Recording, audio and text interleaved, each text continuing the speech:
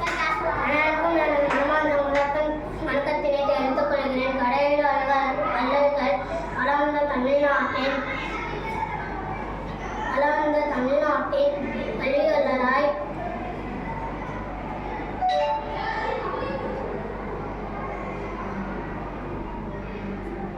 காமராஜர் ஐயா அவர்களை பற்றி பேச வந்துள்ளேன். பள்ளி தந்திருந்த காமராஜர் ஐயா அவர்கள் 1903ஆம் ஆண்டு ஜூலை 12ஆம் தேதி விருதுநகரில் பிறந்தார். இவர் குமாரசாமி மற்றும் சிவகாமி அம்மா அவருக்கு மகனாக பிறந்தார். கல்வியின் அவசியத்தை உணர்ந்த இவர் முதலமைச்சராக பதவியேற்றதை அடுத்து குழந்தைகளுக்கான ஆரம்ப கல்வியினை இலவசமாக்கினார். இதன் காரணமாக இவரை பள்ளிக்கண் திறந்தவர் என அழைக்கின்றனர்.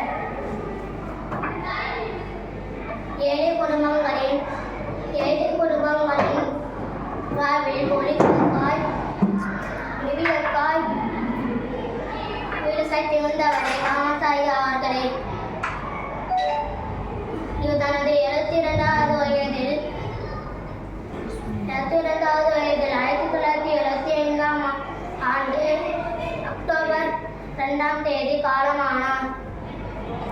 இவர் மகளித்த கல்வியை சிறந்த முறையில் கற்று வாழ்வில் வெற்றி பெறுவோம்.